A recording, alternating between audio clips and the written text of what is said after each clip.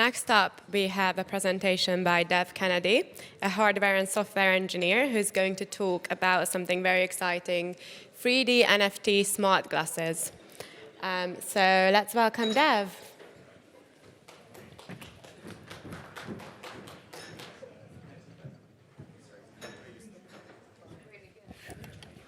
You got it. All right.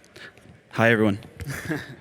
All right, so we're going to knock this out of the park just really quick. This is a early stage smart glasses device, just so we know what we're talking about here. I'm going to put this down.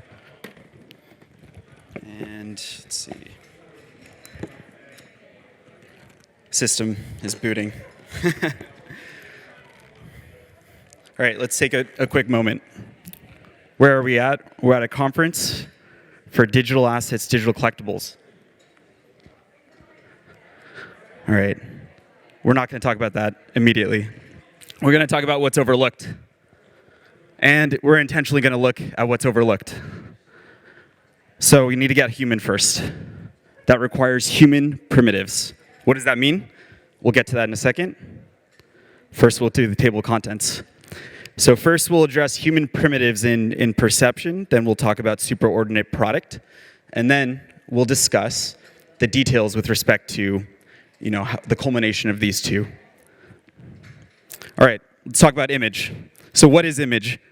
You'll see on both screens, all screens in front of us, is a Y and an X axis, but we're missing an extra axis that we all operate in a daily, day-to-day life, which is the Z axis. So what does the Z axis provide? It provides depth. And how does an image get to our eye from our cell phone? There's polarizer, there's specific layers within the LCD display or OLED display in order to generate an image, to generate light that hits off the back of the retina, hits photoreceptor cells, rods and cones, and then gets piped to the occipital lobe. Next, we have sound. These are human primitives again. So sound, what is sound? Sound is a reverberation through space that is propagated by a pressure wave and then hits the hollow spiral-shaped bone in our ear that we call a cochlea. So we have a visual image, we have local sound, and we're missing one thing. So what do you get when you have an image, you have a sound, and then you want to complete the trifecta, motion.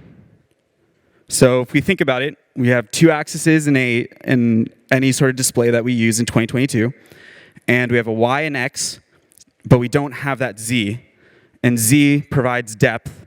So if we take depth and we give it sound, image, and then motion, then we have the human primitive that we understand. It's basically the perception, the human experience. All right, we're going to do a 180, though, because I have a lot of time here, so I need to slow it down. There's also something that's really important. Whenever we look at our cell phones, we have two eyes that fixate on one display. The display pipes out light. It hits the back of the retina, as we just covered. But what happens if you have two images that are piped to each eye? That means you're able to diametrically adjust each image to replicate, per se, reality, right? Because we have our cauldron of image, sound, and motion. So this is called stereoscopy or stereoscopic image. And the idea behind this is that a device such as this one is able to showcase a replication of how the computer synthesizes the human experience. That sounds really complex. It isn't. It just means that if you see something that is meant to be far, rendered by the computer, it'll be small. If it's close to you, it'll be big, right? Nothing too novel there. We've all lived. So, oops, went back one by accident. But I just held up a hardware product. And hardware products inherently are very, very different. So we're going to cover product.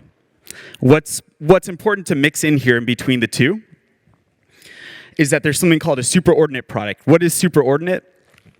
Superordinate in general, for the sake of this presentation, is when a team wants to win a championship. That's a superordinate goal. A superordinate product in tech from where I'm from, in California, but I guess also the world, because FANG, manga, these large corporations, Web 2 owns most of it. Just means, so we covered goals, just means products or services that are practically incapable of escaping. So what does Google does? It indexes the web. What is Google's next step? They're going to index the world. So there's digital assets. There's an ability to scan in the world using a device just like that and replicate that into a computer system. And then they'll combine the large repository of information they already have from what our cell phones, right? So, and then another great other company, what Apple creates cell phones. That's how we connect to the web. Another great product, Facebook. They create connections between people. These are superordinate products and services because they are cross-sectionally applicable to all human facets of life. So this is where hypercure comes in. And we want to take the human aspect of what we know to be the human experience, right? And then we want to combine it with a SOP, but we want to do it in Web3. So that actually, if you think about the math, you do the calculus, that means that we're getting the best yield. We're getting the best chances of success because we're taking something that relates to the human experience with sound, image, and motion, and then we're combining it with product that already needs to be mass replicated or will be prolific in the next couple of years. So I put this in here because I constantly get a little too stressed when I talk, so need a quick break to get through this. Okay, so now what is taking place with these devices? What's important to note here is that when you build anything as a developer, it's permissioned. You go through Google, you have to go through Apple. Apple just put their Apple tax of 30% on all products and services. And so if you build to the silicon or you pull silicon and you build on the metal level, then you're no longer subservient, right? You don't have to ask Apple to get past their strict rules and regulations for the App Store because you're building the app directly. But most importantly, you can ship to a device that is regardless going to be ubiquitous in a couple of years. So the idea is, third point there, liberation from Web 2 via Web 3 hardware. So we start from the ground up, a product that no one has any experience with so far because they are still yet to come to fruition, but it exists. And how do we do that? We do it through art. Why art? Great question. It's because if you think about it, the definition of art is self-expression. What does that mean? Self-expression inherently laughs in the face of parameters. What are parameters? Parameters are used to create normal social media applications, any application. You have constraints and objectives. But art is the opposite of parameters. It's anti-parameterization, right?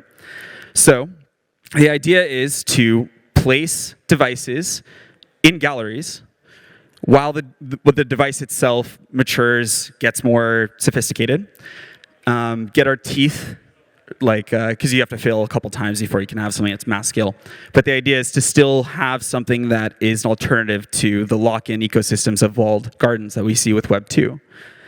Let's see, what's the next slide here? I think, yeah, it just ties it back in. Or no, actually, we might have to skip this. There's a framework that applies to this as well as a flowchart, but I'll spare you guys the details. I have a minute left. And so the idea here is we're at a conference where you'll see a bunch of speakers and you'll be like, okay, I think I could probably get into this project, or there's a chance that might skyrocket, do well, but you have no proof. And so if you focus on things that are like replications of the human experience, you look cross-sectionally across how technology impacts what the large corporations have done to get to mass scale, then you're probably going to have the best chance taking an innovation route as opposed to a speculation route. But what's beautiful is it works in service of the NFT, right? It works in service of the larger industry. All right, we're down to the last minute here. That's my Twitter. Actually, the handle is supposed to be at the bottom. And I flew out here from California. I'm somewhat of a rep for MIT's Reality Hackathon. So if anyone's interested in getting further into this, here's the slide. And it's next year, so still got a couple months. I think today's the 4th. Right, so 7 more days, a week left to apply if anyone's interested. But with that said, yesterday was my 6th year in smart glasses. So there's no textbook for it. There wasn't like an ability just to go to school for it. It's basically the same thing as like Harry Potter, the Voldemort Horcruxes. You have to go find all the little pieces that are required to figure out the photonics, the optics, and the firmware engineering. I believe that's it. Thank you.